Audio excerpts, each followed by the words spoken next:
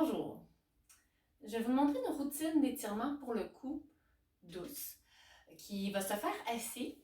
Si vous avez avec vous un petit ballon ou un coussin ou une serviette roulée, ça va être utile. Donc moi j'aime bien m'asseoir sur une chaise qui est ferme, sur un divan, une causeuse quand on va s'enfoncer, on va être un peu moins bien installé. J'aime bien être bien assis sur les os des fesses pour que je puisse détendre mon bassin. Qu'est-ce que je vais faire? Je vais mettre un ballon ou une serviette roulée, un petit coussin sous le bras droit. Okay? Selon la longueur de vos bras et de votre main, vous allez soit mettre la main en dessous de la fesse droite ou en dessous de la chaise. L'objectif, c'est de garder l'épaule bien abaissée, loin de l'oreille. On essaie de se détendre le plus possible et amener tranquillement l'oreille gauche vers l'épaule gauche. Donc, si vous êtes devant un miroir, vous devriez voir vos deux lobes d'oreille. Vous rentrez légèrement le menton, pas assez pour que votre regard s'abaisse. Et vous voulez sentir l'étirement ici du côté droit. En fixant la main en dessous de la fesse ou de la chaise, on évite que l'épaule lève. On va commencer par une respiration lente et profonde. On va expirer, on va relâcher la tête, abandonner un peu plus l'oreille gauche vers l'épaule gauche. Et je vais enchaîner avec deux inspirations de la paille. C'est-à-dire, je vais imaginer une petite paille entre les lèvres et je vais aspirer cet air-là. Je vais amener l'air sous mon ballon, sous mon aisselle droite. Donc, je vais de l'air de mes poumons, je forme un petit trou avec mes lèvres et j'aspire. Donc, mes côtes poussent contre le ballon.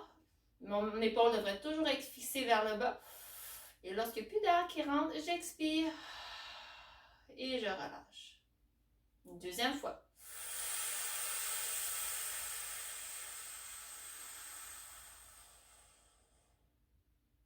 Expire. Relâche. Je pourrais le faire une troisième fois si j'ai du temps. Donc, mes côtes poussent comme de ballon.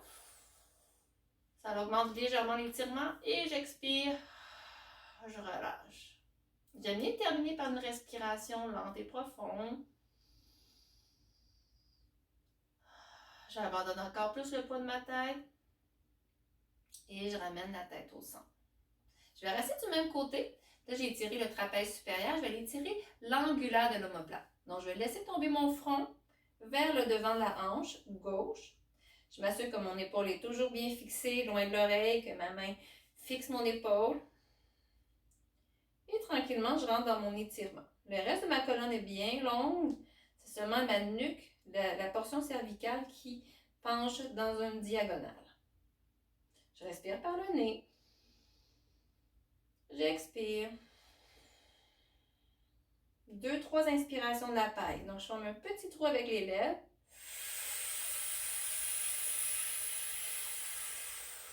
J'amène l'air sous le ballon ou sous l'omoplate droite. Lorsqu'il n'y a plus d'air qui rentre, j'expire. J'abandonne le front vers la hanche. Garde les deux épaules loin des oreilles. Une deuxième fois.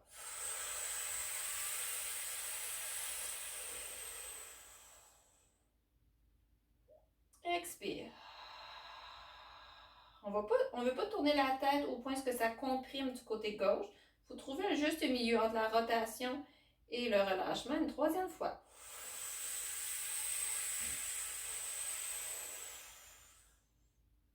Et on expire. On peut respirer par le nez. Abandonner la tête un peu plus.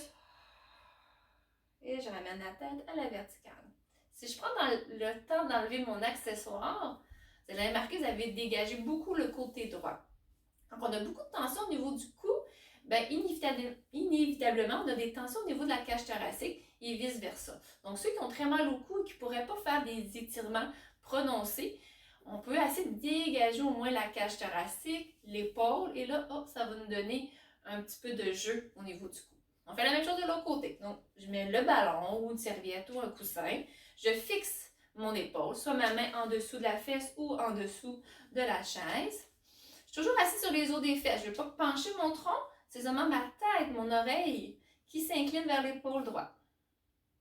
Là, je prends le temps de sentir l'étirement sur le trapèze gauche, donc de l'épaule jusqu'à l'oreille. On peut sentir au-dessus du bras aussi. j'expire, je relâche les mâchoires, la nuque, le visage, les épaules.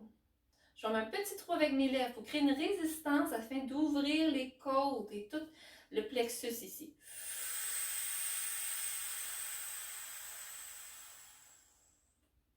Et j'expire. J'abandonne l'oreille droite vers l'épaule droite. Une deuxième fois. Je pousse mes côtes contre le ballon. Mon épaule reste en bas et j'expire. Une troisième fois.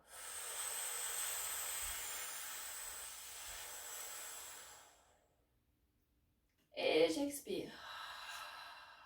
J'aime bien prendre une respiration lente et profonde, sans résistance. Je vais un petit peu plus profondément dans l'étirement.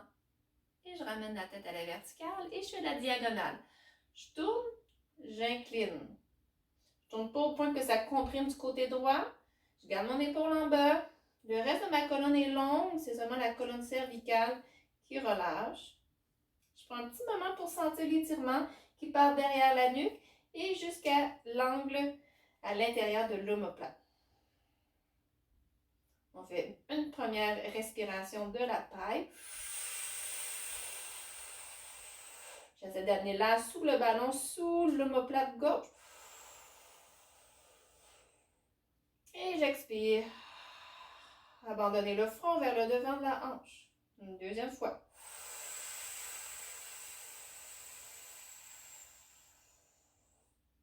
Expire. Fixez bien votre épaule une dernière fois.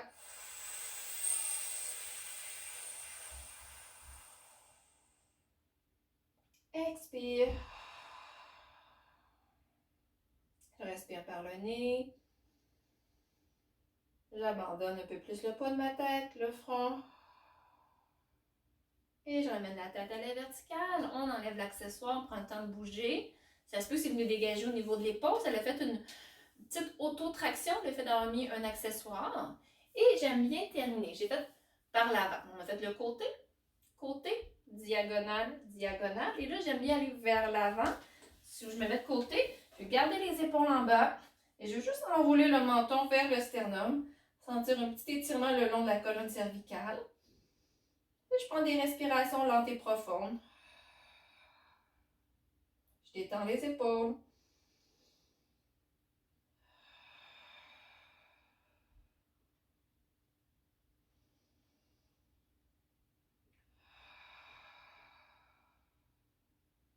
Une dernière fois, on respire. Expire. Parfait. Donc, voici une petite routine que j'aime. J'appelle ça la trilogie du cou parce qu'on a fait 3 positions. Si vous avez le cou particulièrement raide, je vous invite à mettre un peu de chaleur sur votre cou, un sac magique, une bouillotte après avoir pris une douche, une marche ou un bain. Vous pouvez faire la séquence une fois. Si vous sentez que ça va bien, vous n'avez pas de douleur, vous n'avez pas eu d'engourdissement dans les doigts, vous pourrez refaire la séquence une deuxième fois. Pour qu'un étirement soit assez efficace en temps normal, j'essaie de tenir la position pendant 1 minute. Mais tenir la position 1 minute pour le cou, je trouve que c'est un petit peu long. Donc, j'aime mieux faire 2 fois la séquence, prendre une pause, et comme ça, c'est un peu plus tolérable et on a des gains souvent lors de la deuxième répétition. Voilà, toujours respecter vos limites, surtout si vous avez des hernies discales cervicales, surtout si vous avez des sensations dans les doigts. Prenez le temps de sentir ce que vous avez. On ne veut jamais augmenter les douleurs, on veut sentir au contraire que ça les diminue. Donc, bonne pratique. Merci, au revoir.